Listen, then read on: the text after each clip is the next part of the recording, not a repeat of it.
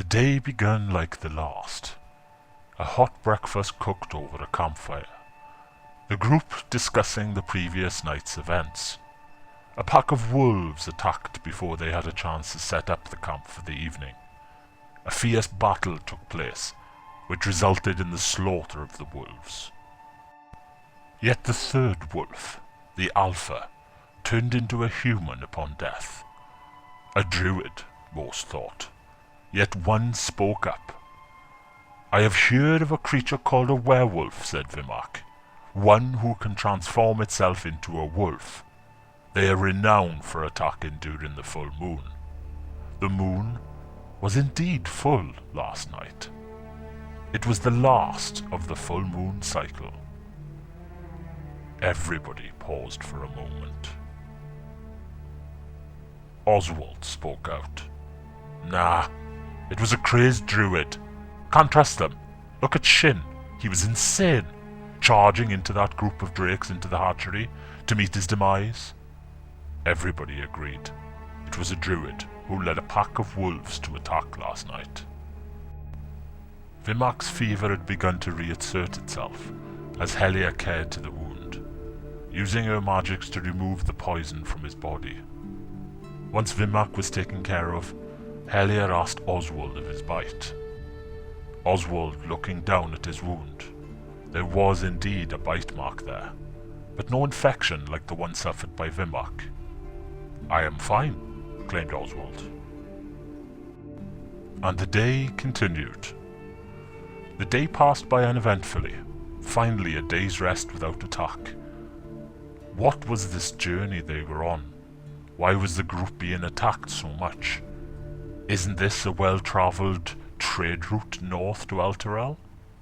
Many questions were asked, but no answers sat well with the group. But let us be thankful, they thought. A day, and hopefully a night of peace, were waiting for them.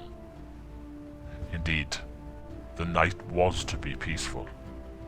The group rotated their guard, and dawn fast approached. Finally, a full night's rest for all. Less than a day from Elturel. The sky was clear, and the sun shone down, warm on the faces of the adventurers. Today was going to be a good day. But like all good things, it must come to an end. The soft spring sun illuminated the pale blue clear sky above them, when Ava noticed once more the group of goblins to their west, hidden in the tall grass, a few trees obscuring from the rest of the group's view. Elven eyes are not as easily fooled. Ava saw her chance to shadow her quarry, but there was no need. As she approached, they finally made their move. They had set up a perfect ambush point in the tall grass to the side of the road, where a handful of trees lined either side of the stony path. A volley of arrows came out from the trees, hitting Alistair, Gunny and Helia, as the rest jumped off their horses and hid behind the wagon. Alistair's voice boomed in the meadow. "Keep the convoy moving!" he shouted. Gunny, seizing his chance, leapt from his horse onto the back of the now abandoned wagon and spurred the horse onwards. An action which caused great disruption amongst the party, as Helia, Ava and Oswald was using the wagon to hide from the arrows. The wagon came to a halt 40 feet down the road as the goblins focused their arrows on Gunny. Finally he leapt off, hiding himself behind the wagon. Alistair charged down the one goblin he could see and hacked him to pieces before noticing the goblin was tethered to something, or someone.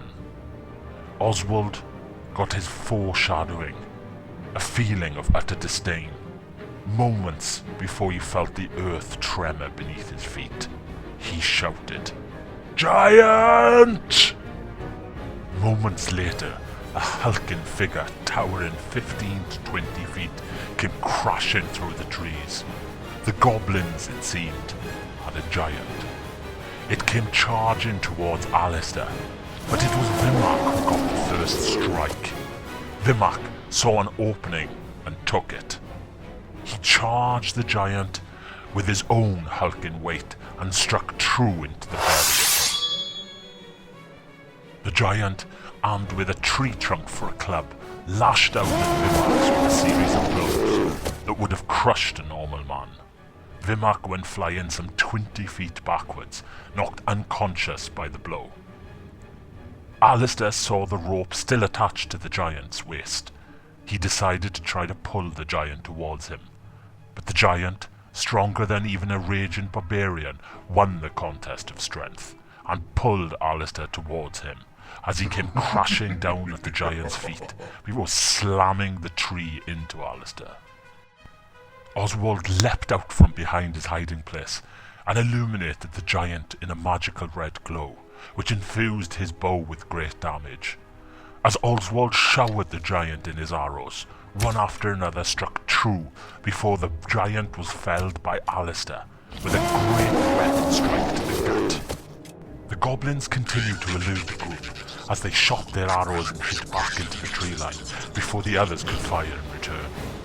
A small celebration went up as the giant fell.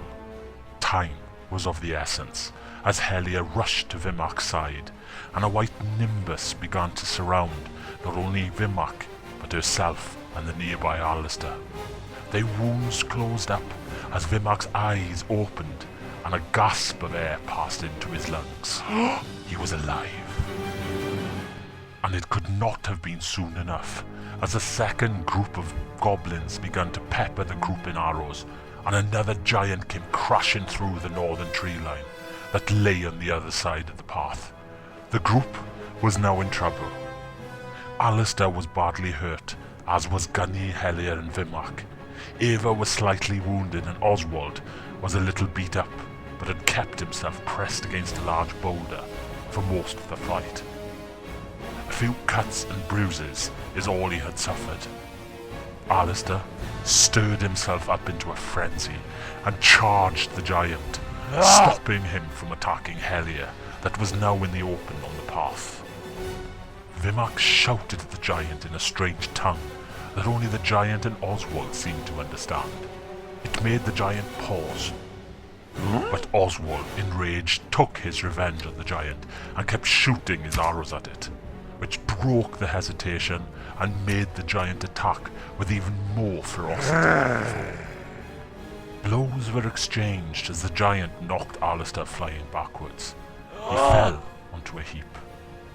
The group looked around as the battle seemed lost. It was time to flee. There was a moment of hesitation as what to do, when the ground began to shake again, but this time it was different. From the north came a black stallion. Its nostrils flared as the knight upon his back was pushing his steed as hard as he could. Another rider came from behind him, and another. 7 knights came charging through the north, cutting down the goblins who was hidden in the tree line. The lead knight charged the giant and struck him with his mace. A flash of light and a thunderclap followed as the giant came crashing down, almost falling onto the unconscious Alistair. The leader pulled at the reins and stopped his horse dead in its tracks. The other knights rode past, riding down the goblins who were now fleeing in terror. A knight in black armor sat upon a war horse, which in itself was a fearsome creature to behold. The horse was clad in black plate barding. Its white sweat shone on the black stallion's hide. The knight spoke with a deep and confident voice. "I am Lord Eberron. We have been tracking the giants for a few days when we came upon you under attack." With a quick bow of her head, Ava ran over to Gunny and started shouting abuse at him for moving the wagon, while 3 of them hid behind it. Gunny, bemused by this small woman shouting abuse, leant forward to try to steal Ava's coin purse, to have Ava catch his hand and almost break his wrist. With a warning of death, she ran into the woods. Gunny, unmoved by the events, got back onto his horse. Seconds later, a blur came from behind Gunny. It was Ava. She had struck hard and fast as the rapier pierced Gunny's throat. He sat there for a moment, gurgling the blood that had begun to fill his throat, before he fell unconscious off his horse. A sudden rush of people as the two were surrounded by the party. Alistair grabbed Ava, only to be threatened by Vimark. But as Ava went to strike Gunny again, Vimark imposed his great hulking figure in the way, to protect Gunny from death. Helia was asked to save the life of Gunny. She did so, but left him unconscious to wake up on his own. Ava convinced the group Gunny was a threat, and tied him up, and threw him into the back of the wagon unconscious. All the while the Lord sat upon his horse, looking down at this group of misfits, handling what seemed to be an internal struggle. Vimark convinced Lord Eberron to let them tag behind the knights into the city of Elturel. The Lord was not convinced, but given Vimark's position in the city guard, he didn't object. The group arrived several hours later to the City of Light, known as Elturel.